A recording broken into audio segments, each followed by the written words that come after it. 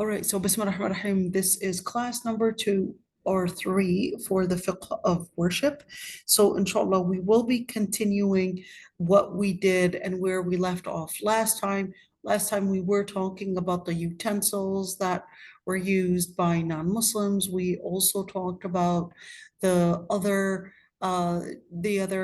things that relate to using water and what makes pure water and so forth.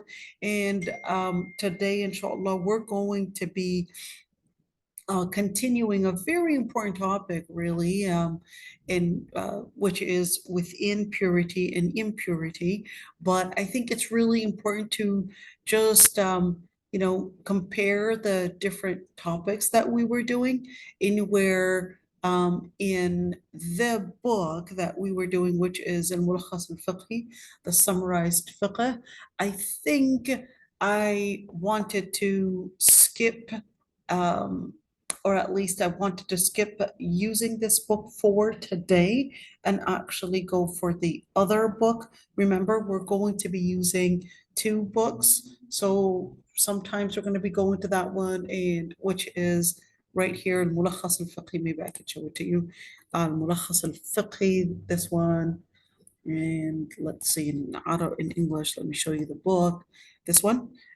So today we're going to skip this page, or at least this book. We were doing page 34. Was it 34 right here? Yeah. So or that's for 36. So I thought we're going to skip this book for today at least, unless we have the time to go back to it.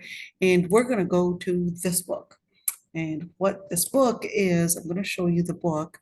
It's called Al-Mulakhas al-Fiqhi. I did actually put, or Al-Fiqh al-Sunnah. I did put the links to the pages. So let me just show you what book this one is. So this is called Fiqh al-Sunnah. So this is page 31 that we're at. So if we can just show you what book this is, it's called Fiqh al-Sunnah for Sayyid Sabiq.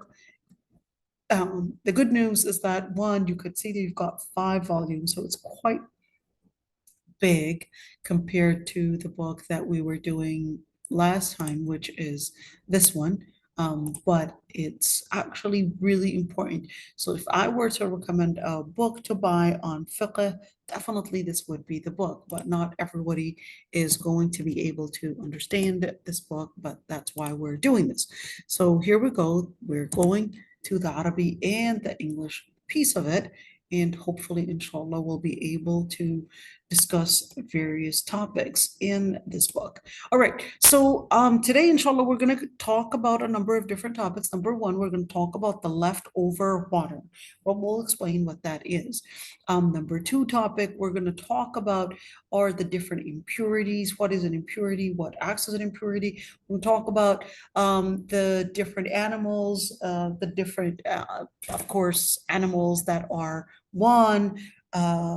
the animals that were killed or slaughtered the halal way, and the animals that weren't slaughtered the halal way. We're going to also talk about locusts. We're going to talk about different substances that we probably might actually find, rennet, maybe hair, maybe different pieces of animals, just that are used, like when we're talking about ivory, we're talking about nails, we're talking about different substances that might actually be in food or might actually be things that we might actually use. So basically different pieces of animals. Blood, we're going to talk about some of the things that might actually stay in food, like steaks, for example, and there's some blood in it. We're going to talk about pork. Are we permitted to use certain things in pork? And we're talking about pigs, whether we're talking about gelatin, we're talking about maybe leather, all these different things. I'm going to also talk about things like whether vomit or even urine, just some various questions that people usually ask about. So inshallah, this would be beneficial. Other substances that the humans do discharge, called madhi and wadi, and many, well, semen and different discharges that our body discharges for different reasons. And we're also going to talk about the different animal dung, whether the animals that we eat or animals that we don't eat, and what about their dung, what about their urine, etc., all these different things. The animals that don't feed on, let's call it pure things that they're supposed to feed on. We're going to talk about that. Hopefully we'll have time to talk about dogs as well, the relationship with dogs, and whether, you know, there are so many different topics that we can talk about the dogs. So inshallah, we'll talk about the dogs in hopefully today. And let's start just so that we would be able to complete all these topics. I'm really excited because all these topics are really frequently asked questions that people would ask about. So let's start, inshallah, and hopefully you could see the Arabic side and you could see the English side. I know for those that are probably having a small screen, it's probably hard to see both, but you can actually go to the books the books that we put on the Google classroom. So it's going to be easy for you to actually have access to. What I'm going to do, I'm going to get you the English side a little bit bigger so you could see it and not feel that you're really not able to understand everything. So here we go. I hope this is big enough. Okay, so the four is sort of leftover water. So what is leftover water? So leftover water, say when you have a utensil that has water in it. So whether we're talking about a bottled water, whether we're talking about, I don't know, some canister or whatever water that you would have, and somebody actually drinks from it and there's a remainder.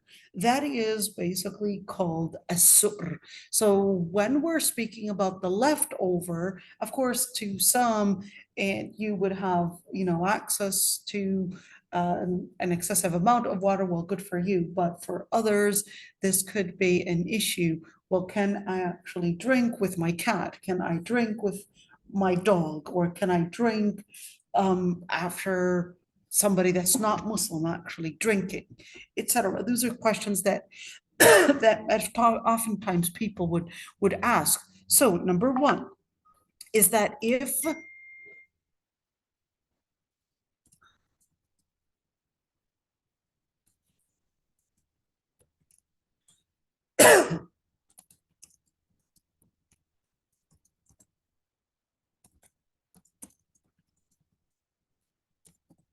all right, so if we're talking about human water remainders, let's call it human water remainder. Okay, so human water remainder, whether it's from a Muslim or a person that's not Muslim, or whether a person is on their period, or whether the person is in a state of janaba, that water remainder is actually pure. Why? There was a question, if we're talking about a non-Muslim, for the ayahs that says إِنَّمَا الْمُشْرِكُونَ نَجَسٌ, that the mushrikeen or the non-Muslims are impure. So this impurity is not an actual impurity, but this is actually talking about a metaphorical impurity, where metaphorical impurity where they're not actually in practice with the Lord Almighty's principles, etc. They're not adopting Allah subhanahu wa ta'ala's way of life, etc. Or basically the aqidah of all the aqidah that Allah subhanahu wa ta'ala had accepted, etc. So that was the impurity. In other words, an inner impurity. It's the heart that is contaminated. It's the mind that is contaminated, and not the body that is contaminated. Well, unless they had a contamination on their body, that's a different story. But we're talking about that this is more of a aqidah and heart impurity and not a physical impurity. And of course, this is important to mention because when we're, of course, dealing with probably maybe relatives that are not Muslim, or even friends that are not Muslim, can we drink after them? Can we share utensils? Yes, I mean, it's up to you if you don't want to share the same utensil because you want to make sure that you don't probably get any viruses or probably illnesses. That's a different story. We're talking about it from an Islamic perspective. Let's see the other part. What about a woman that is on her period? Why was that even a question?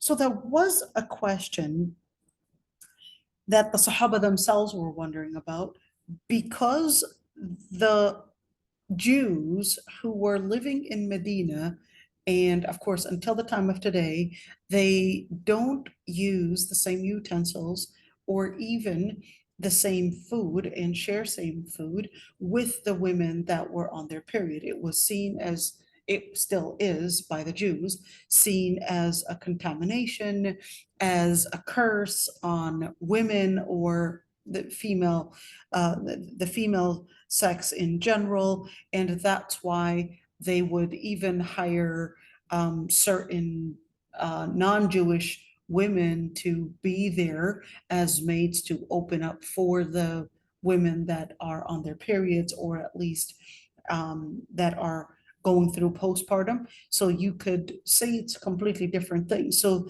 the Muslims that were living amongst the Jews were wondering if that would really apply to the same Islamic law. So when the ayah was revealed in where يسألونك عن المحيض قل هو أذى, when they ask you about menstruation, tell them that it is a harm, that is the actual menstrual bleeding, not the woman herself. So Sayyida Aisha used to say, كنت أتعرق العرق وأنا حائض. And the Prophet would eat from Sayyidah Aisha. So let's say she was eating maybe chicken or meat. Well, chicken wasn't something common that they would eat, but they would eat lamb and goat. So they would eat from it.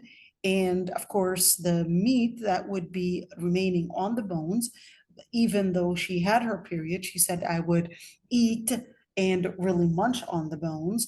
And the Prophet would eat after her. And in fact, he would see the side and that which he was eating from and want to eat right after her, even though she said right here, she said كنت أشرب وأنا أحاض فأناوله النبي صلى الله عليه وسلم فيضع فاه على موضع فيه.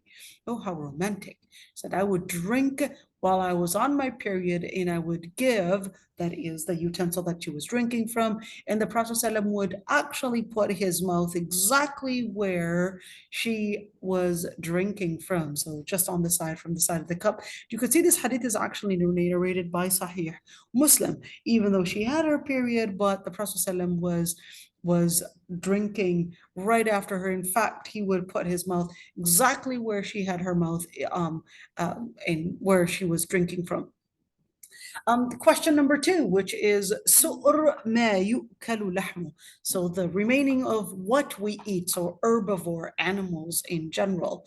Okay, so the herbivore animals, if they were to drink with, basically if we were to share, okay, the same utensil, then therefore their saliva would actually be considered taking the same ruling as their flesh. So basically their flesh, their saliva is actually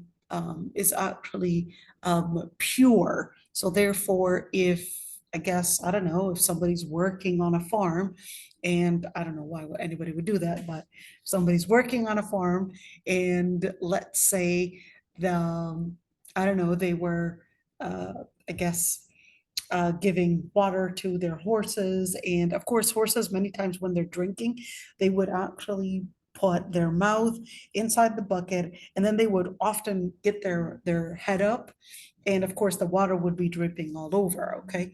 You don't necessarily have to drink after them, but the water would, they would splash at many times water all over, whether we're talking about cows, horses, goats, etc. They would be, of course, the animals that we eat, but the water that comes out of them and we're not talking about urine here, but we're talking about that water. Is it pure or not? It is pure. And here, Abu Bakr ibn al-Mundhir, he actually said that it is unanimously agreed upon between scholars that the animals that we would eat their flesh, we can, and in other words, the water is actually pure. They're drinking the water that is remaining, and also the wudu is actually pure. Let's go for the other animals. The animals that are carnivores, or even whether we're talking about bird carnivores, whether we're talking about animals that we do not eat. So let's say donkeys, and of course, when we're talking about donkeys and carnivore animals, here he was basically saying that the remainder water is also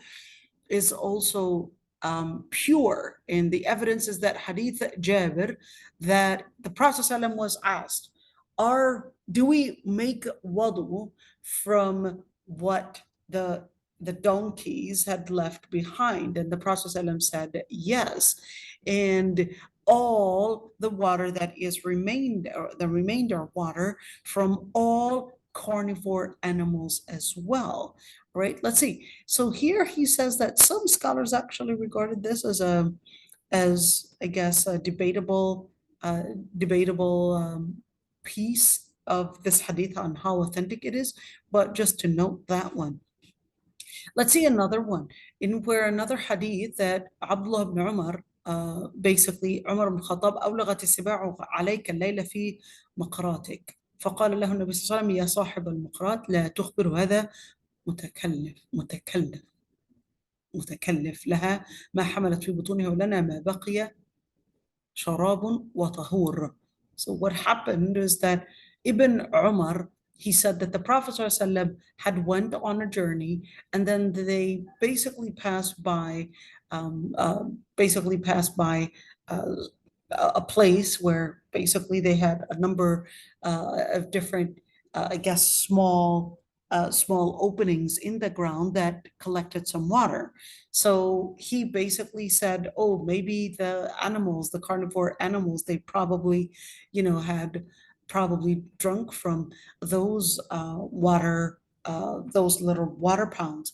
And the Prophet ﷺ just told him, well, don't tell him what was in it. So whatever they had drunk from and whatever they had left behind, don't worry about it. Whatever they had sucked in their stomachs, well, that is what they had taken, and whatever remains is basically water for us to drink from, and also a pure water for us. And that actually takes us to cats. Okay, so for the cats as well, yes, they're carnivores, but they are also pure. So the cats and all the different things. So while talking about the different things that they had used, utensils, or even when we're talking about the water that basically drips from their mouth, etc., is actually pure. And the evidence on that is Hadith Kabsha bint Ka'b, right? And she was, when you look at كانت تحت أبي قتادة, that actually means she was married to him. That Abu Qatada came in and she basically gave him some water to do wudu with. And then a cat came in and drank from it. And then he basically gave her some of that water. So kind of like, giving her some more to drink from it, from that particular water. And then قالت كبشة فرآني أنظر. So Kepsha said, and he saw me looking at him, like, why would you give the cat to drink from what you're going to make wudu from? And he said, would you actually be surprised, Yabnata Akhi? I should have actually corrected that one. So Tahta Abi Qatada, in where she was under his responsibility, not married to him. And he said, are you surprised, my niece, that the cat is actually drinking from the same water? And she said, yes, certainly. So he said that the Prophet ﷺ said it was not impure, because they were from الطوافين عليكم والطوافات. So the word الطوافين عليكم actually means that, and there's a fiqh, let's call it legal maxim. There's something called عموم البلوى. What is عموم البلوى? عموم البلوى is when something is common, a common thing, in a common thing and a commonly hard thing to keep away from. That's when the Islamic ruling would regard that, because it's too common that it's hard for you to keep away from. Islam would regard it as umum al-balwa, in a general permissible thing, because it's so common that you would not stay away from, and therefore it would be regarded as permissible. And what we mean by permissible, to actually be a pure thing. And that actually acts as also the ruling that applies to cats. So when you're looking at الطوافين عليكم in Islam, because cats, they're around us frequently, and cats, they're basically, they take that habit of purifying themselves. So is the hadith, the Prophet ﷺ said that they're constantly around you, and they're, of course, always purifying themselves, so therefore they would be considered as tahir. Let's go for something that is, let's call it, what should we call it? Probably a little more tricky. The remainder of water from pigs and dogs. Let's go for this topic. So the remainder for dogs and pigs is that they are actually impure, and therefore you cannot use the remainder water from the dogs. Wait a minute, I thought you just said earlier that carnivore animals are different. So carnivore animals are different, but dogs are an exception. Okay, dogs are an exception because the Prophet ﷺ actually said in regards to dogs, إذا شرب الكلب في إناء أحدكم فليغسله سبعا. And in another narration, أولاهن بالتراب طهور إناء أحدكم إذا ولغ فيه الكلب أن يغسله 7 مرات أولاهن بالتراب. That in order to purify any utensil, now we're not just talking about the water, but we're also talking about the whole utensil, that if a dog were to drink from it, so walagha actually means to spit in it, or at least to have some of what was in their mouth from their saliva actually go into a utensil, then therefore we cannot use that water, not for tahara, and certainly not even the utensil, unless we would wash it 6 times and a 7th using soil to purify it. Now, here's one thing. For pigs, on the other hand, they, of course, the scholars actually considered it as impure because because of the fact that it is an animal that does not keep away from impurities. It eats its own filth. It basically bathes in its own filth. So treating pigs differently was really because of their lifestyle as not clean animals. So therefore, you could see that the dogs and also the pigs leftover water is in general impurity. Let's go for a deeper topic, impurities in general. Okay, so what is an impurity? Impurities are 2 types. Okay, there's a physical impurity. Pay attention to this one. Physical impurity, there could be major impurity, major physical impurity, and a minor physical impurity. A major physical impurity requires that you would have to take a shower, whether that was one, because you had become Muslim, according to some scholars. Two, you basically are in a state of janaba after intimacy, or after a wet dream, or after maybe masturbation, regardless of whether it's permissible or not.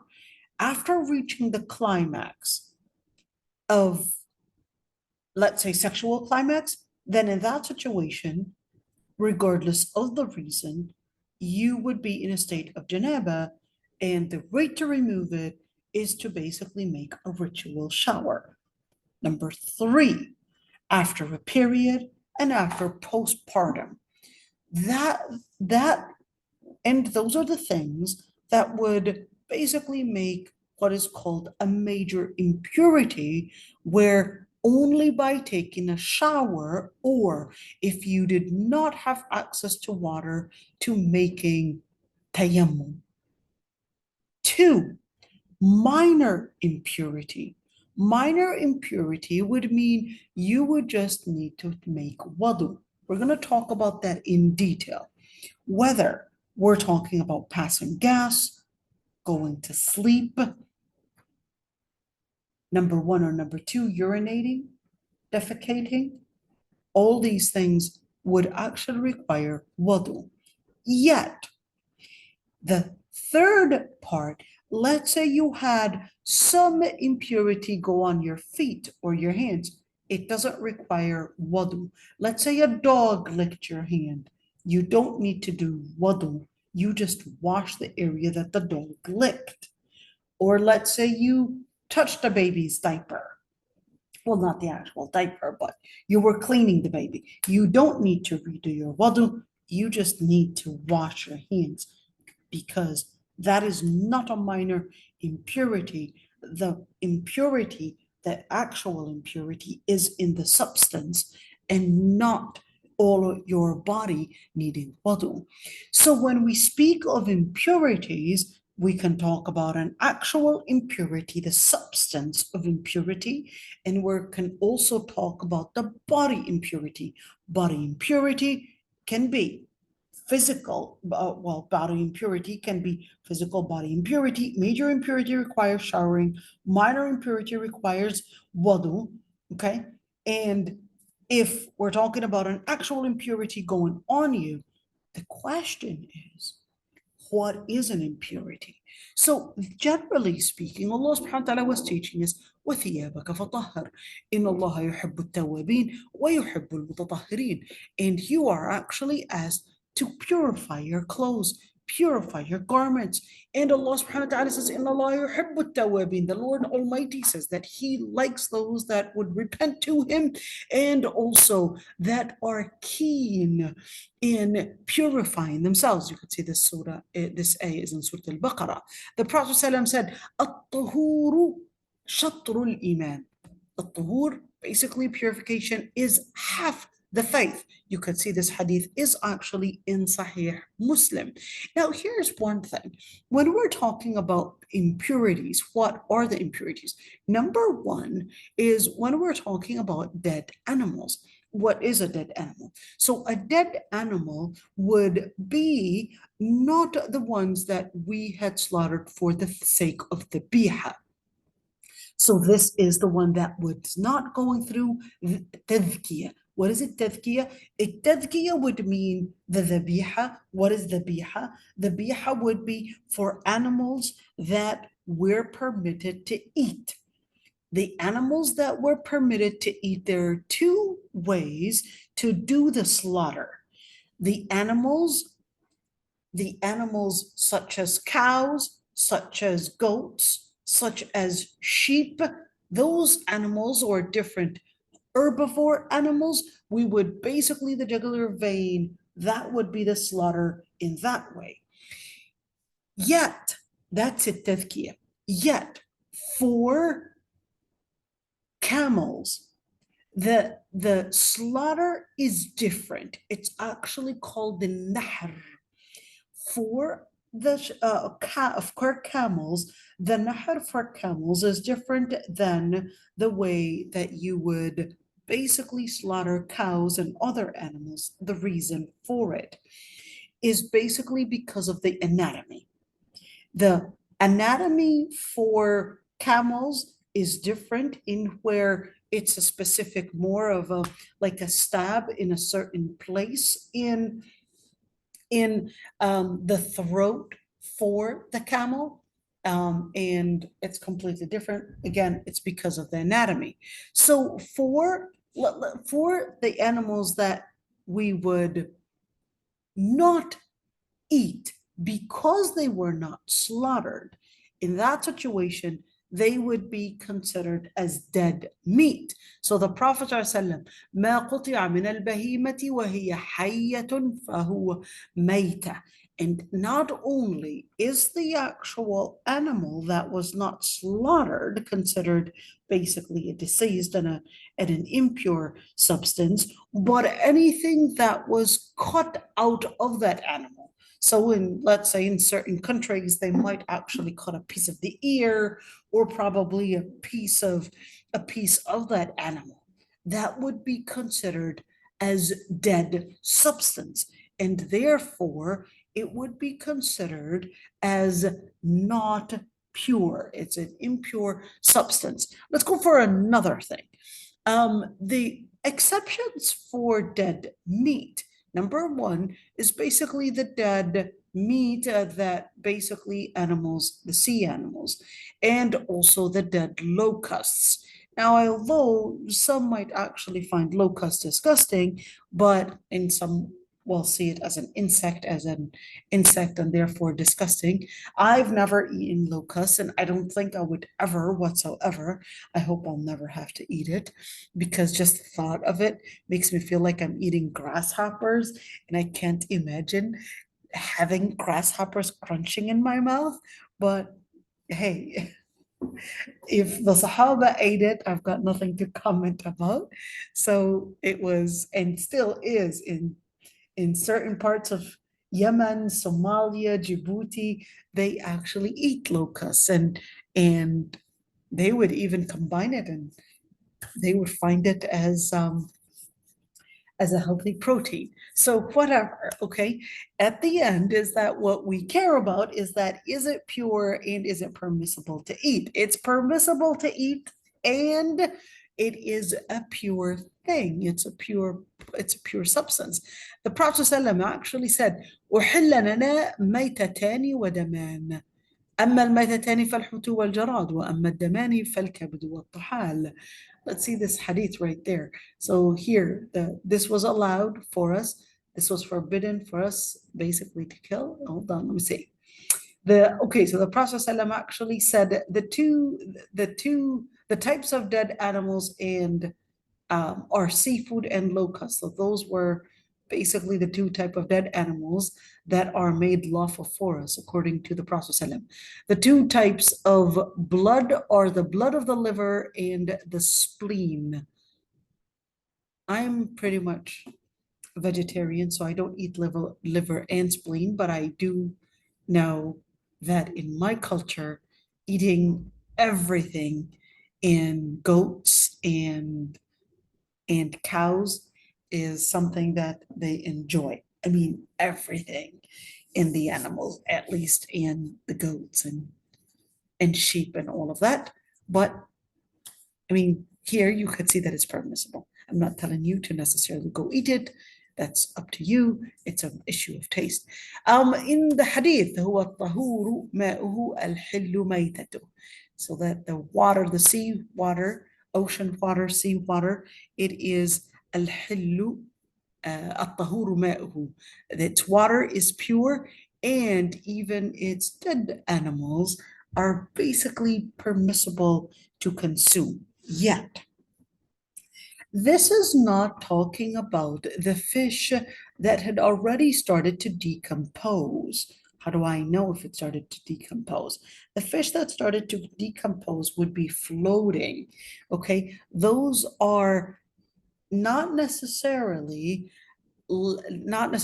impure, but those are not healthy to eat, and you don't want to eat that. Okay, you don't want to eat that because it is actually dangerous to eat because it's starting to get contaminated. So don't eat the fish that's already dead and floating. All right, let's continue right there. Number two is that they actually discuss that animals that have no running blood, bees, ants, and so on. Okay, this is going to sound disgusting. Okay, I did actually used to eat ants. I know you'd be like, you don't eat locusts, but you ate the ants before. Yeah, I used to, when I was a young girl, I don't know why, but we used to live on a ranch, and um, many times it was our little treat to pick up the ants and just eat and munch on the ants. They are quite delicious. Okay, now I'm letting the sisters right now. They're like, that's it, I'm out of here. Yes, the ants are, I would not eat it now. I think it would be so disgusting, but I still remember what they tasted like. Ants, and not the big ants, they're, smaller ants. They actually tasted salty and peppery. Sisters, I know you're like, no, can't be. They tasted salty and peppery. It was like as if they had salt, and they also had pepper, like black pepper on them. Quite delicious, to be honest, and crunchy. And I'm talking about the little ants, but that was our little treat on the ranch. So whenever we would find ants, it was like, hey, delicious stuff. And it was our little chips. Okay, now that was disgusting. I wouldn't do this again. Trust me. But yeah, I don't know why on earth I did it. Anyhow, so they are considered pure. So if they basically fall into your food, whether we're talking about bees, we're talking about ants, they are pure and not impure. And let's see, Ibn al-Mundhir, he said, I do not know any differences of opinion that such items are actually pure, except what was narrated upon Shafi'i and what was actually famous in his madhab, that they're actually impure. And ويعفى عنه إذا وقع في الماء, and it would be considered as permissible if they were to fall into flowing water, unless they actually change the substance. Okay, enough about my chips. Okay, let's go on with the other substances from animals, whether we're talking about bones, horns, claws, fur, feathers, skin, and so on of dead animals. So he said that they're actually all pure. Well, one thing I would like to say, scholars actually had differences of opinions on dead animals' leather. And of course, we're talking about the tanned lead, the tanned leather. And of course, because if it doesn't get tanned, it basically starts decomposing. And what tanning does, you would basically dry out all the different all the different substances within the leather. So you're drying out all the different, let's call it substances, in where you're talking about fluids in the leather, and using salt and vinegar. But even if they were to use other chemical products to tan this leather, in other words, completely dry it of all the different fluids that are in it, and it becomes tanned, and later, of course, after drying it and after using all these chemicals to dry out all the fluids, that's what's actually considered as tanning the leather. Scholars had differences of opinions on the leather that is tanned of animals that we don't eat, or even dogs, or even pigs. So if we're talking about leather made of pig skin, and it's tanned, Can we actually use that? Differences of opinions between scholars. Can we use animals that we don't eat and animals that we don't eat, but their skin or their leather has been tanned? Differences of opinions between scholars. So whether we're talking about, I don't know, you wanted to get raccoon purses or a shell. My mom had a shell that was, I think, I don't know what it was made of. Was it? I don't know what it was made of, but anyhow, so animals that you don't actually eat. I think it was a raccoon or was it a beaver or something? And in the end, animals like that. Can we actually use their leather? Can we actually use their fur? So yes, even if you don't actually eat them, you can use their leather, you can use their fur, you can use their skin if it was tanned.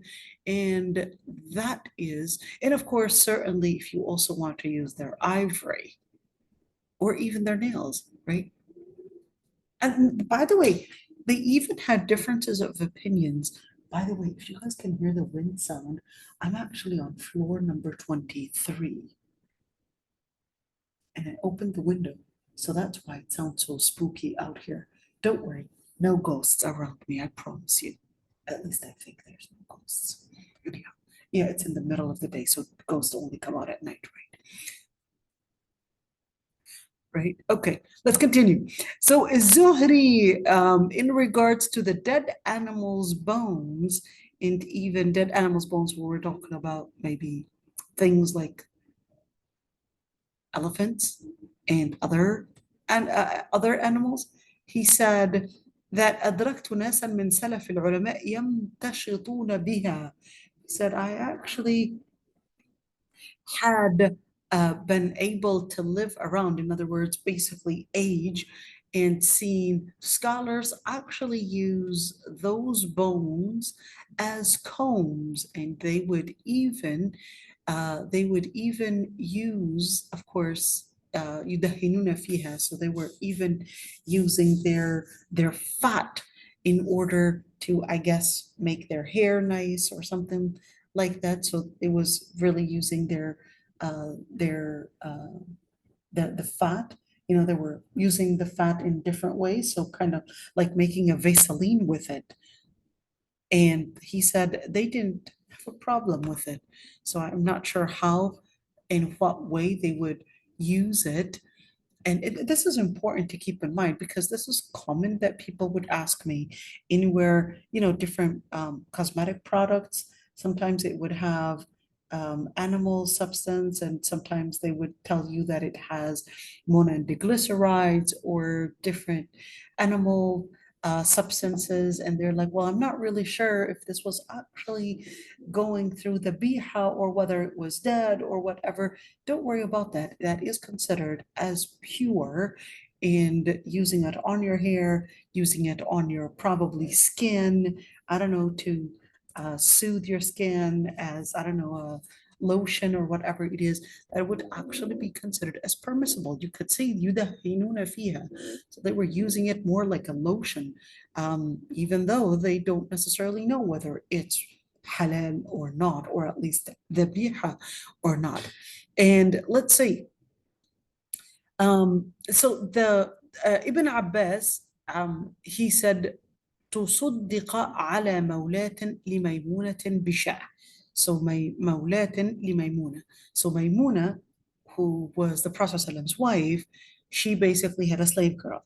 Okay, she was given some kind of a donation, and that donation was an actual share, like a sheep, but then it died. And then some time had passed by, the Prophet had actually passed by that, and he said, well, why didn't you make use of its leather? Just tan it and make use of it. So they said it was dead. In other words, it was a deceased animal and it was not slaughtered. So the Prophet said, إِنَّمَا حُرِّمَ أَكْلُهَا.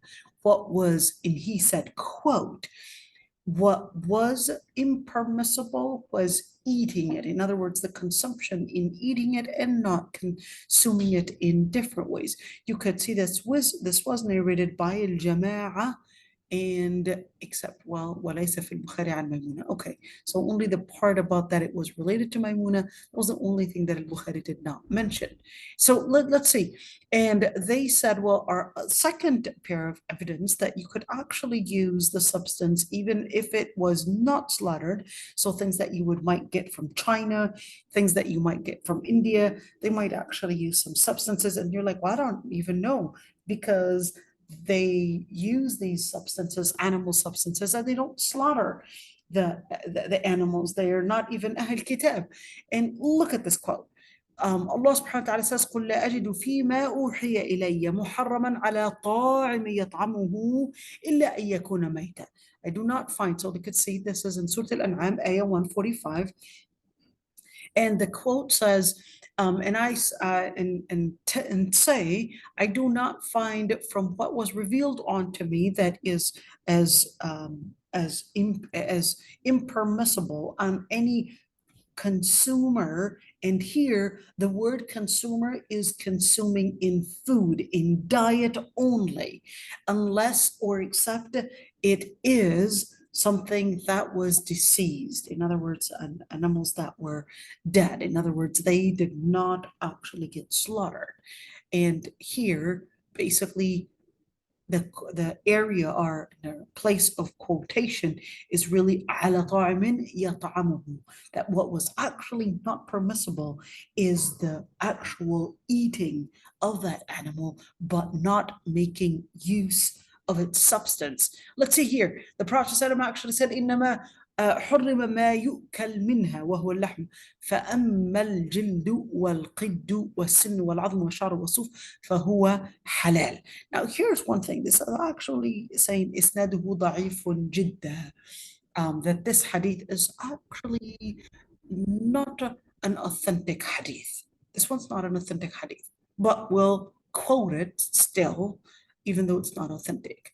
Okay, that what was not permissible was the meat, the flesh. As for the leather, or at least the dried substances, or even the teeth, or the bones, the hair, or the fur of such animals is halal. You could see this is isnaduhu da'ifun jidda. I would definitely say, let's say, definitely say it is so obvious that it's not authentic hadith. It doesn't even sound like proper Arabic or words like the Prophet ﷺ would use. Okay, let's see. What about the things like rinet? What is rinet? So rinet, it's basically a substance that they would get from the animal's gut. Okay, from the animal's gut to make cheese. Okay, so all the cheeses, they would use rinet or enzymes to make cheese. And I am a cheese person. I absolutely love cheese. And for those that want to come to Malaysia, definitely Malaysia is horrible in choosing their cheese. They're not people of cheese. And that's one main reason why I'm starting to actually find myself going down in my weight, because their cheese is not good. So I guess, that piece I definitely miss. I know America's not the biggest in cheese. Holland is, but still. Okay, let's get to our topic. Renetta, or at least enzymes. Are those actually halal to eat? What if they're not slaughtered the halal way? Are they considered as pure? Make it easy.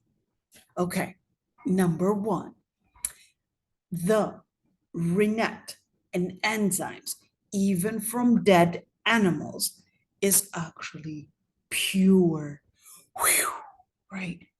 Because the Sahaba, when they actually conquered Al-Iraq, they actually ate from the cheese that the Zoroastrians were making. And of course, that was actually made from enzymes and even made from rennet. So the enzymes, even if they're not from slaughtered animals, they are actually halal. So therefore, the cheeses are generally halal. So don't worry much about the enzymes. Okay. And even though the Majus or the Zoroastrians, even if they were to slaughter, their slaughter is actually considered dead for us.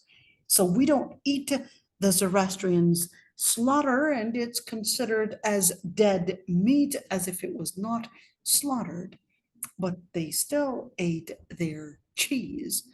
Let's say, so whether we're talking about cheese or whether we're talking about using their fur or whether we're talking about, here he's talking about semen. Semen is also the fat, all right? And he basically said that that was permissible to use. So we're talking about things like fat. Does that mean lard? What does that mean? Okay, lard is for pork on a side. Okay, scholars, majority of the scholars regarded, people are going to hate me for this, and they're going to be like, no, you can't say that. And they're going to think that this is actually completely wrong to say. Now, scholars actually, majority of scholars had said that lard or pig fat is impermissible and impure to use, which is the preponderant. Only from what I know, Ibn Hazm, which scholars had actually considered as, in that fatwa at least, as shadh, as something that is not whatsoever supported by evidence. Ibn Hazm regarded that only the flesh of pigs, the porks or the pig's flesh is haram to consume, because they said lahmil khinzir. Therefore, he took it literally and said only the flesh of pork is haram, not the fat and not the skin and not the hair and not the bones. This fatwa was actually regarded as shadh, was actually regarded as an outcast, as an outcast from all the different scholars, and no other scholar had actually supported or even regarded such such an opinion, and it was only mentioned by Ibn Hazm, which really is strange. But it's not strange on Ibn Hazm because he was regarding that it's important to take the literal piece of it, but pretty much majority and all the scholars had regarded that pork skin, flesh, bones, and fat slash lard is all impure, and therefore not permissible to use.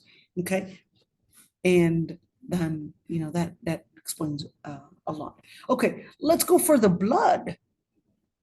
What blood are we talking about? So the blood that we're talking about is the gushing blood, the blood that gushes out of the animal. But so whether we're talking about the blood, of course, we don't drink blood because Allah subhanahu wa ta'ala says, "Awdaman masfuha." But here's the tricky piece of it. If the gushing blood is haram, what if, of course, you were to get steak, you were to get meat, and of course, the meat, yes, after you slaughter, you're supposed to kind of leave it drying to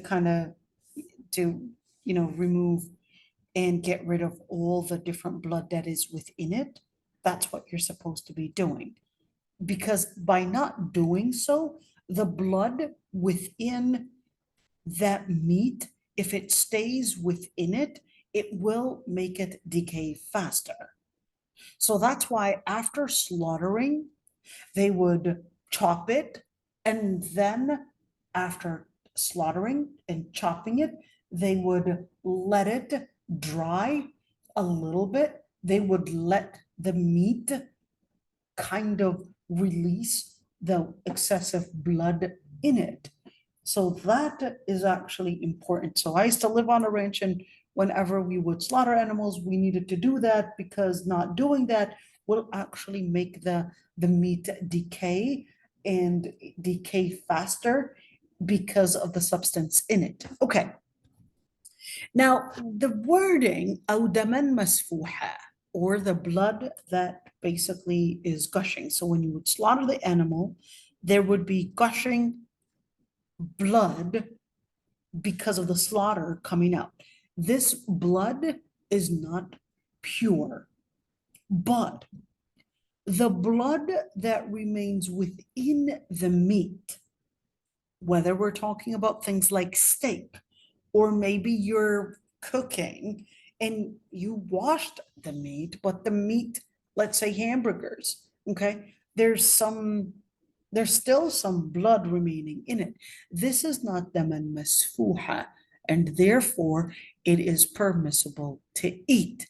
So if you're taking, I don't know, you don't like your steak fully cooked and you like it moist, etc., that's actually permissible to eat. Even if you're seeing some blood on it, even if you're seeing some blood on it. What's the evidence? Well, the evidence, let's see, is Sayyida Aysha did actually mention, and she said that they used to cook the meat, and she said, and القدر is like the pot, تعلوه الصفرة من الدم, would actually, they could see that the blood, or at least the yellow orangey color of that blood, is actually on and in the pot. They could see it floating on the top of the pot. And here it is. She said, كنا نأكل اللحم والدم خطوط على القدر. Said we would eat the meat and we could see the blood is just strings within our pot.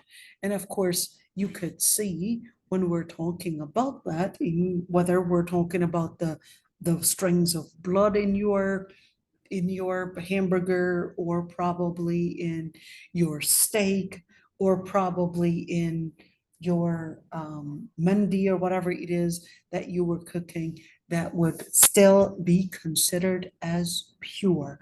So you don't have to be so diligent in removing each and every single piece of blood in it. All right. Oh, what about the blood on our body? Let's say you got cut. So just on a side, scholars actually had differences of opinions on those cuts, on whether the blood, when you get cut, on whether that particular blood is actually impure. But let's just, okay, the blood itself is impure, but what if you're still oozing, you're still bleeding?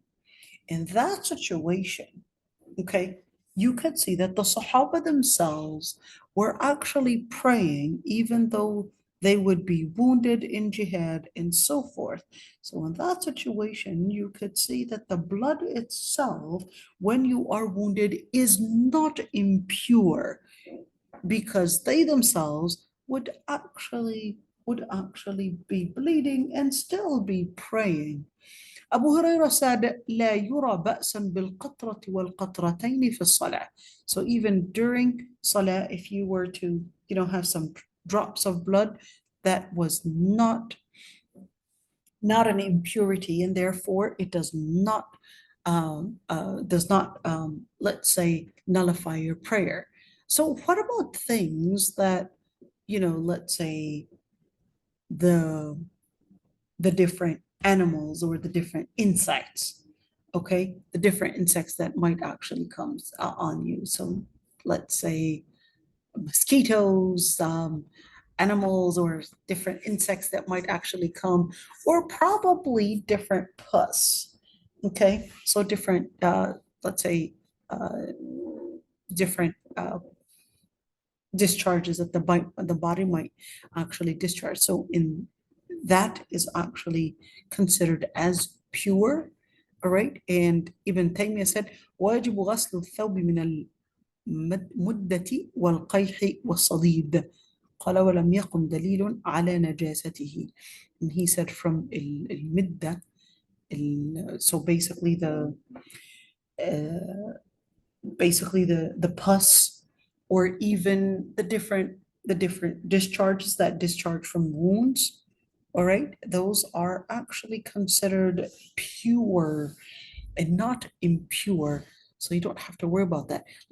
We did talk about the dead, or we did talk about the pig's flesh, all right, and we did talk, here's the lahm al-khanzir that we were talking about, so I'm not going to go into that. And pig's meat, let's go for the vomit. Oh, but what a wording. I should have actually worded it differently. Okay, so vomiting of a person, urine and excrement, what about that? Let's see. There's an agreement among the scholars that these objects are impure. Yet if we're talking about a small amount, here's a question. If we're talking about vomit, is that the same thing as reflux? Now, reflux is different because reflux, it's more of the acid within, of course, your digestive system. Vomit is actually different because it is food that had already started to process. It is basically an impure substance, but reflux is different. Reflux still didn't actually go through the same process as, let's call it, digested food. So reflux, even if we're talking about children, when they would burp, that burp is pure. And therefore, if the child were to burp on the mother, and of course you would see, please ladies, and especially the sisters that are not married, when you would see a mother, she has a baby and, their clothes are not always too clean. Their clothes become their children's napkins, and you could see it. Do not judge her. It is so hard when you have a child that has constant reflux to actually maintain your hijab and your body clean, because they'll have a reflex every couple minutes, and it's really hard. You're going to keep on burping your baby, and sometimes some kids might actually have a strong reflux. Anyhow, so in that situation, the reflux or even the burping is actually considered pure and not impure. And let's see, what about the urine for the male baby boy? Male baby boy, well, we just needed to say male baby. Okay, so for the male baby who had never eaten any food, okay, never eaten any solids, basically only taking in milk, okay, only taking in milk. Does that include milk only from the mother, or does that include milk formula? Differences of opinions between scholars. Majority regarded that is only to the milk that the baby would nurse, let's call it organic mother's milk. Okay, that would be the only thing that would be considered as they did not eat, and therefore they're the male boy's urine only, not the girls. Is that because it's somehow against girls? It's not because it's against girls, but the girls' anatomy, the girls actually produce uric acid even when they're younger. In fact, the anatomy and even the structure and even how their body actually produces different things, even when they are first born, their urine structure is different. Their urine structure is different, and that's where right there the male urines, uh, the the male's urine, if they did not eat, is actually considered as pure. Let's see, Qais, that she had brought her son to the Prophet ﷺ, who did not eat, and the boy basically had urinated in the Prophet on the Prophet's lap, and the Prophet had called for water, and he basically just squirted water or splashed water on his clothes and did not wash it. You could see that this hadith is actually agreed upon between scholars. Ali ibn Abi Talib said that the Prophet said, بول الغلام ينضح عليه وبول الجارية يغسل or يغسل. So the Prophet ﷺ had actually said the urine for the male boys, of course, that did not eat yet or consume any solids, they basically would splash on it water. But for the girl, the female, the female's urine, even if it's a young baby, it would basically be washed. It would basically be washed, and it's okay. So now the scholars actually had differences of opinions on what if they were to take formula.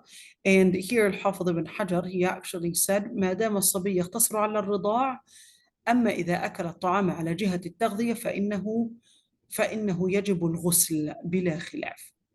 Okay, so if the child, the male baby boy, was only taking basically basically just nursing, then according to some scholars, this is not exclusive to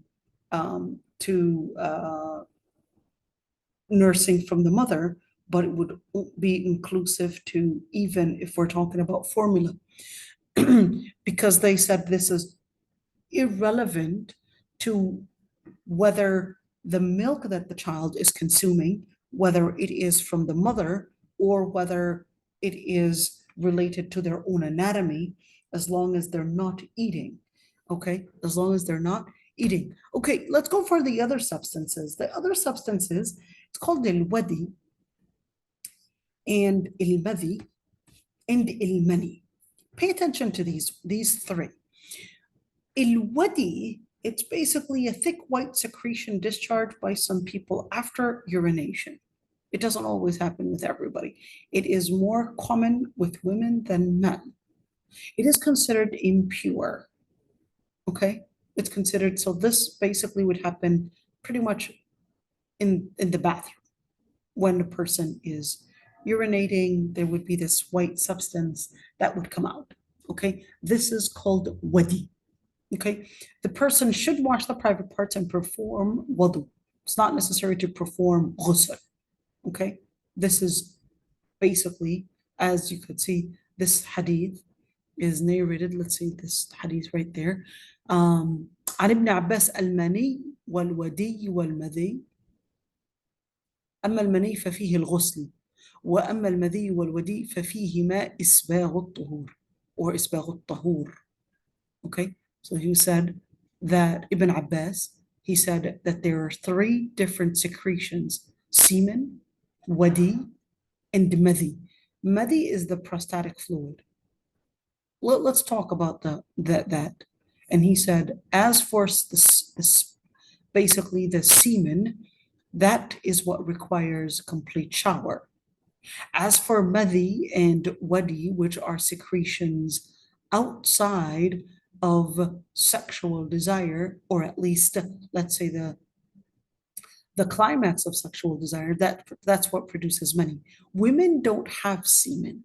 Women don't produce semen, but they do actually reach the climax. Of course, we would know that by reaching orgasm. Okay, so that would, even if you don't see semen. Of course, you don't produce semen. Women don't produce semen, but just by reaching the actual climax of the sexual excitement, that would mean that she basically, if it's a woman, that she basically had went into the state of janaba and is required to do ghusl. Okay. As for madhi and wadi, let's look at the difference between madhi and wadi. So wadi would basically be discharged while you're using the bathroom. Okay. Il-madhi would actually be discharged due to sexual arousal, whether we're talking about the excitement of sexual organs or thinking about sexual sexual thoughts or etc., or foreplay and so forth. This would actually require not ghusl unless the person reached the climax. So an orgasm for female, there would be a pulse that would be felt, and for the male, it would be ejaculation. Okay, in that situation, that's what requires ghusl. That's what would require complete shower.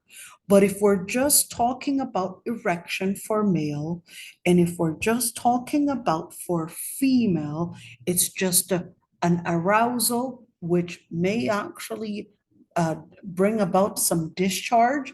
This discharge, as long as she didn't get to the climax, would only require washing the private area. For the males, it would include washing the genitals, including the testicles, and does not require ghusl. So even for the males, if they were to get a complete erection, all right, but not ejaculation, that would require washing the testicles, and would require if there is a secretion. If we're just talking about an erection, that doesn't require washing.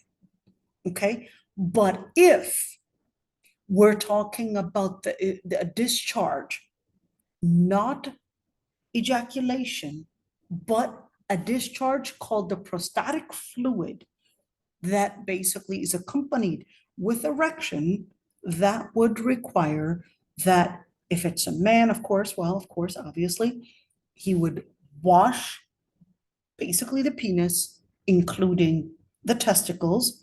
And for the woman, if she were to get basically the lubricating, the discharge, and also would get some arousal, in that situation, she would have to redo the wudu.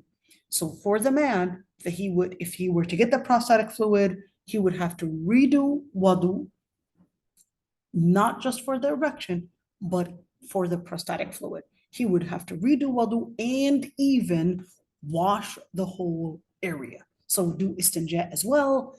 Same thing for the woman, do istinja and redo wudu, not shower. Okay, so scholars actually considered and agreed upon between them that prostatic fluid or il-madhi is actually impure. All right, and this is what they had all agreed on. So Ali ibn Abi Talib, he had narrated, كنت رجلا مذاء فأمرت رجلا أن يسأل النبي صلى الله عليه وسلم لمكان ابنته فسأل فقال توضأ واغسل ذكرك. So the Prophet ﷺ, Ali ibn Abi Talib, he said, I was a man that used to basically get a lot of prostatic fluid. Of course, this does vary from one person to another, depending on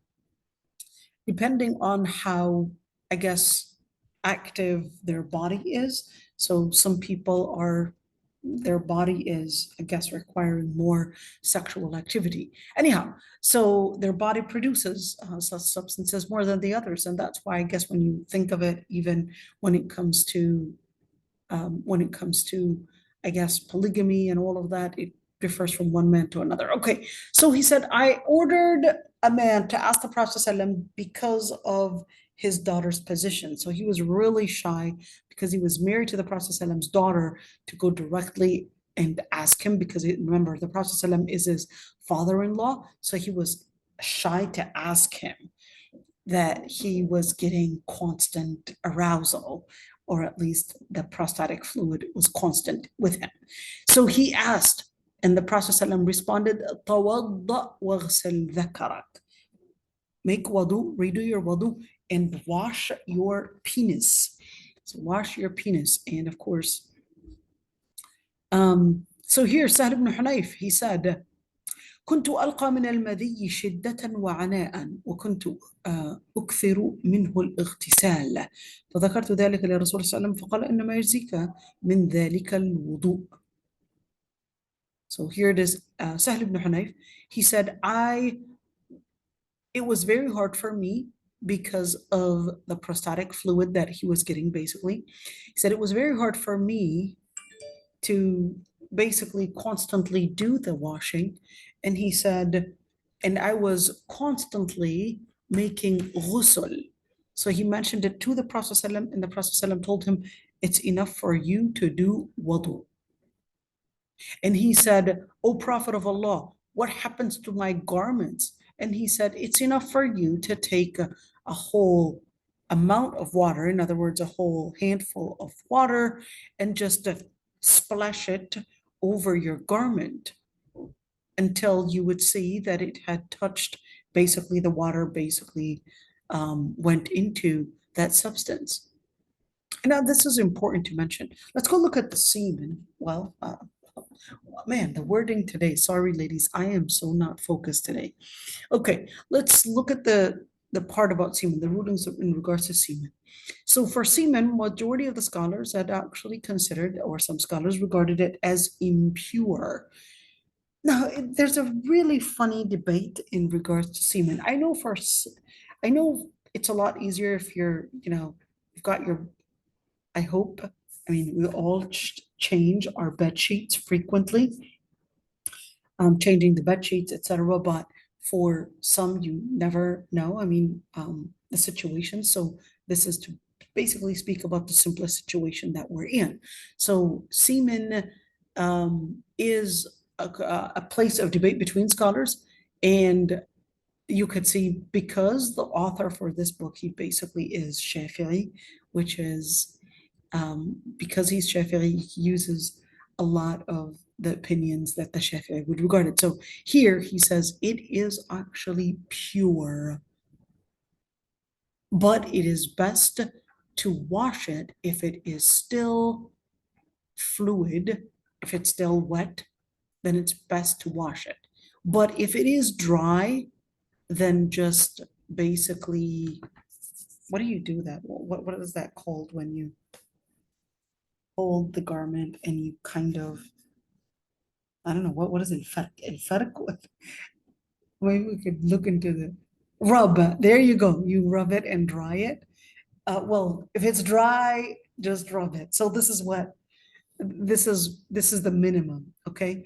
And Sayyida Aysha used to say, I would rub the semen from the Prophet ﷺ's garment if it is dry, and I would wash it if it is still wet, okay? So this was, I mean, yes, I mean, definitely washing it is better, but this is what we're talking about in terms of minimum. The Prophet ﷺ was asked about the semen touching the garment, and he said it is as basically the mucus that you would discharge, and it is enough for you to just wipe it with another cloth, basically. Let's see what he says. So he said, that is here, the scholar Mustafa al-Adawi, he basically said this hadith is not authentic. Okay. All right, let's move on. بول وروث ما لا يؤكل لحمه. What about the urine, the dung of the animals that we don't eat? The animals that we don't eat. We're talking about their urine. We're not talking about their skin. We're not talking about their leather. We're talking about their urine, and we're talking about their dung, their droppings. Number one is that it is all impure. Okay? The stool, the urine of animals that are not permissible to eat is basically not pure. Okay? So let's see. The Prophet ﷺ, what's the evidence? The hadith narrated by Ibn Mas'ud, okay? That the Prophet ﷺ, أتى النبي صلى الله عليه وسلم الغائط. So the Prophet ﷺ, how did he translate it? Went to the call of nature. Okay, even though it's not accurate to actually translate it that way, but whatever. So al-Gha'at is basically the area where they used to use their basically call of nature. Okay. أمرني أن آتيه بثلاثة أحجار. So Abdullah ibn Mas'ud said that Prophet ﷺ asked him to bring 3 rocks, and he said, I only found 2, and I found a third, and I tried to seek the third, and I couldn't find it. So he found an animal dropping, so basically a dried animal dropping. And the Prophet ﷺ, he took both of the rocks, and for the third one, he said, this is rijs, this is impure. So the third, which was an animal dropping, a dried animal dropping, he said, this is impure.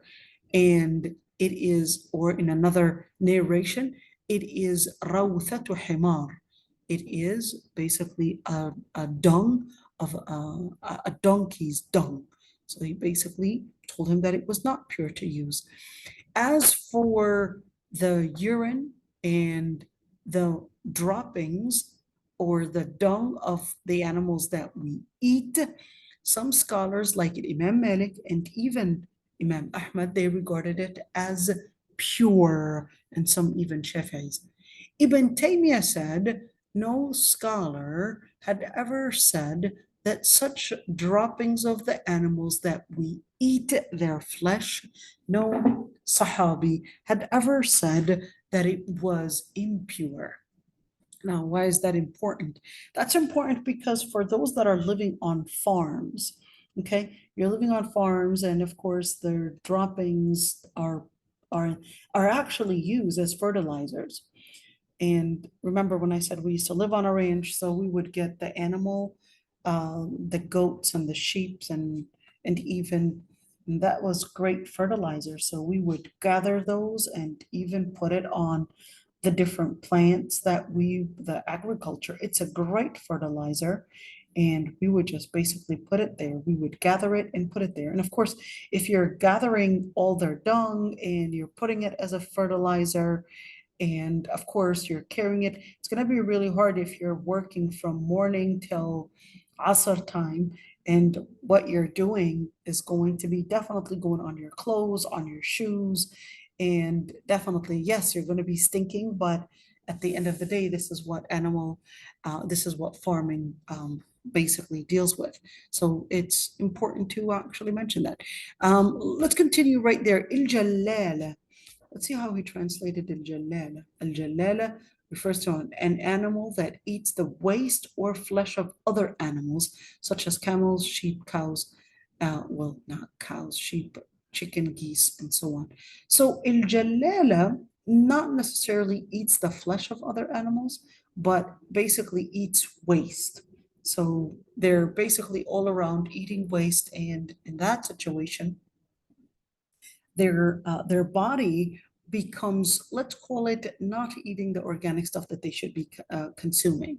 So the Prophet ﷺ نهى رسول الله صلى الله عليه وسلم عن شرب لبن الجلالة, called the jalala. So the Prophet ﷺ had forbid drinking from the animals that are jalala. So jalala actually means the animals that eat the waste. Okay. And you could see that this hadith, let's see, is actually sahih. It is authentic. All right. The Prophet ﷺ, in fact, in another hadith, the Prophet ﷺ نهى رسول الله عن لحوم الحمر الأهلية وعن الجلالة عن ركوبها وأكل لحومها. Went even farther, and he said that the Prophet ﷺ had forbid eating from the flesh of the animal, the donkey's meat, and even from il-Jalala, riding it and even eating their flesh.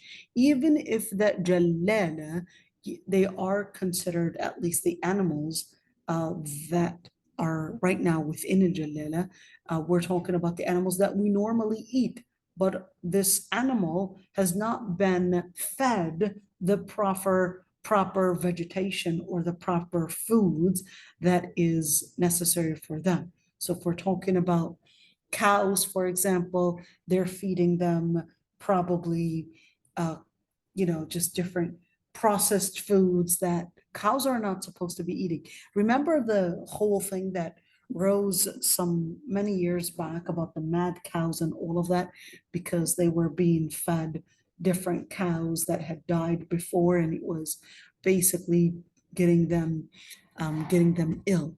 So those would be jalala. They would be jalala. All right. Jalala, if they were jalala at one point and later on, basically they were given some time to eat the right foods that they would consume normally. In that situation, once their smell changes, once they start consuming the right foods, in other words, their body removed all the contamination, then in that situation, once they become, let's call it, eating their foods that are their primary, at least diet, is good and healthy for them, then in that situation, they don't become jalala anymore and they become something else. They become permissible to eat. Let's go for al-khamr. Al-khamr is, so alcohol, we know that alcohol is haram to drink, but is the actual alcohol impure? Now, it's important to mention that when we're speaking about alcohol, there's a difference between alcohol in where what is used as a substance for basically having certain, like a medium, it's not the substance, the alcohol is not the substance that gets people intoxicated. So alcohol that they might actually use for vanilla, or alcohol that they might use for medications, okay? That type of alcohol is different than the type of alcohol that is used in wine, okay? But not always is it different. So medication, cough medications, etc., they can actually use the same type of alcohol that you would find in wine. Although, yes, not the same level of, let's say, the same level of intoxication that you would find, but it can be used the same level of that. So it's definitely always best to use the alcohol-free medications, or alcohol-free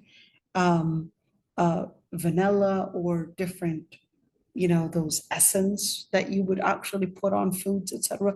It's always definitely best to use the alcohol-free ones, but it is worth mentioning that if it gets cooked and baked, that the chemical compound of it actually changes. And some scholars regarded that it is permissible because the compound actually changed due to baking and heat exposure. The other thing in where is the actual wine or alcohol, if it were to basically go on our clothes, let's say a taxi driver, okay, and this man gets into his taxi, he's drunk, and then spills some alcohol on him, okay, is that alcohol in itself that was spilled on him, is that najis or not? Scholars actually had differences of opinions. Let's see why they had differences of opinions. So because the ayah says, يا أيها الذين آمنوا إنما الخمر والميسر والأنصاب والأزلام رجس من عمل الشيطان. Because the ayah says, well, you who believe, الخمر, alcohol, الميسر, gambling, al-ansab, which is basically a form of fortune telling and gambling, and al-azlam, rijsun min amal al-shaytan. They're all rijs. The word rijs actually means najas. Now, some scholars actually considered that that is literally saying that alcohol is basically impure. Other scholars, they understood that no, this is a metaphorical contamination and not an actual contamination. And they regarded that when you look at contamination, or at least an impurity, you cannot say gambling is impurity, but this is actually talking about a metaphorical impurity. And therefore, the actual substance, whether we're talking about drugs, hashish, cocaine, alcohol, those things are not impure. This is not to say use them. This is not to say that it's permissible to use. This is talking about an impurity. This is looking at it from a different angle. This is not talking about, so not everything that is pure you go eat. All right? Not everything that is pure you consume. You don't drink goat's urine. Even if it's considered pure, you don't drink it. Okay? This is looking at it from a different angle. Okay, so in that situation, you would just recognize there are differences of opinions between scholars. What I'm going to do, I'm going to stop right here. Okay, if there are any questions, I'd be happy to answer them. I have a question. Assalamu alaikum. Wa alaikum assalam. Go ahead, dear. So, I always thought that alcohol and food was haram. Whenever, like, for example, I would go to a store and like look at the ingredients list and it said alcohol, I just put the thing back in the shelf. So what you're saying is that even if like alcohol is like clearly stated in like the ingredients list of a product, that doesn't mean that it's haram to eat it. I can still eat it. I'm saying there are differences of opinions between scholars, especially if we're not talking about tiramisu. Tiramisu is different. They literally put that brandy and wine right there on this. Okay, that's different. This is literally just putting and pouring. It's kind of like pouring wine on bread. Okay, tiramisu is different. But I'm talking about cakes where, yes, there is wine, but they baked it, and through the baking process and exposure to heat, this wine that is in it basically loses some of its compound, what makes it into a wine or an alcohol. So some scholars did consider that it goes into what is called al-istihlal. What is al-istihlal? Istihlal basically means that this substance, due to heat or due to time, etc., it basically turns into a different substance. It basically becomes a different chemical. It becomes a different compound. Okay, this is a considerable opinion. I'm not saying, disregard it. I'm just saying the opinion that considered that it is permissible to consume cakes that have alcohol that went through heat and baking, or even heat. Maybe they put alcohol in the steak, but they put alcohol in the steak, and just like Olive Garden, and they were while they're cooking and etc. But then that exposure to heat basically led to that alcohol lose its chemical compound of being an alcohol to now being a different chemical. So this is a considerable opinion. Okay. I'm happy to hear that, because like whenever I want to eat sushi or dumplings and it has like alcohol on like the label, I'm like, why? I can't eat this. But now I can, so.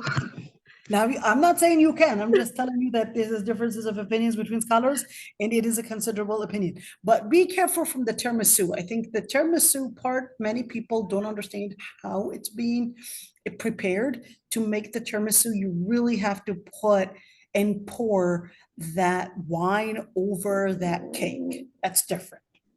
So it doesn't go through the heating process. Mhm. But like something like sushi, like prepackaged sushi in like the mall or something, and it has like Sushi alcohol is in it. different because sushi, it's not cooked. Remember, sushi is not cooked. Even the fish is not Oh, cooked, oh, you're right. It wouldn't be the okay? same. There, Mm-hmm. it's not the same. It's not cooked. The Mm-hmm. sushi, they would, okay, they would cook the rice, but then they would get that, the fish and all those veggies, and they would sometimes pour the wine over it. So Mm-hmm. that's not getting cooked. It didn't Mm-hmm. change, didn't go through istihlal. Mm-hmm. Gotcha. So only basically only products that are cooked, even if like there's some alcohol or there's alcohol in the ingredients list, if it's like a food that's been cooked, then it's permissible to eat. If it's been cooked, exposed to heat, then this is a considerable opinion that it lost its chemical compound, Gotcha. Okay. Thank right? you. Yeah, absolutely. Any other questions? So we'll see you all next week, inshallah, and hopefully we'll be more prepared. Sorry, you could see I wasn't totally focused. And alhamdulillah, with time, it's so hard in Malaysia to actually live with the timing. I was recently, it was recently brought to my awareness that the timing in Singapore and Malaysia is actually wrong. And it's not based on the sun, but they had actually changed the timing, and it's making people tired. Now Oh, that explains a lot. It's like you're waking up at a different time than the actual, kind of like in Minnesota where during the winter, you're like, okay, it's so early, but then the sun is, or during the summer, you're not getting enough sleep because Aysha is like around 10 p.m. and Fajr is like around 5 a.m. And you're like, I barely slept, mm-hmm. right? And here, so Maghrib is around 7:30, okay? But then Fajr is around 6 a.m. Okay, well, so you're looking at it, it's like, okay, that's a good 12 hours. But then you are still like Fajr, it's like around 6 a.m. But then by 6:45, the sun is up. It's too Is quick. up. It's like, what's going on? Mm-hmm. It's like, oh, I need to make it fast. And but it's beautiful here, to be honest. It's very beautiful. I highly, highly recommend, if you want to go on a vacation, definitely come to Malaysia. Have you been to Singapore? I haven't. You should go there.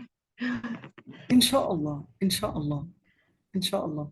I think the only thing that's making me hesitate to go to Singapore is that number one, it's too expensive. And number two, I mean, can you believe 17% are millionaires there of Singapore? 17? 17% are Mashallah. millionaires. It's like, that'll make me homeless, right? Yeah. But inshallah, Allah subhanahu wa ta'ala, will take us to the right Sir, country that's best for our children. I wanted to ask, is the Fiqh of Worship class that we have now and Intro to Fiqh Friday, is that the same? Intro to fiqh, Yeah, the intro to fiqh is on Fridays. But is it the same like teachings or is it two different classes? Those are two different classes. Okay. Yeah, intro to fiqh teaches intro to fiqh. Fiqh of worship is going into the different rulings like what we did today. The intro to fiqh goes into usul al-fiqh history. Join us and check it out. See if you like it. What time is it? It's the same timing as the timing for this class and even the same link. Oh, okay. Sounds good. Assalamu alaikum, Alright. sister. Wa alaikum salam. You take care, ladies. Assalamu alaikum. Thank you so much. I appreciate you. Allah yahfadak ya Rabbi. Assalamu alaikum.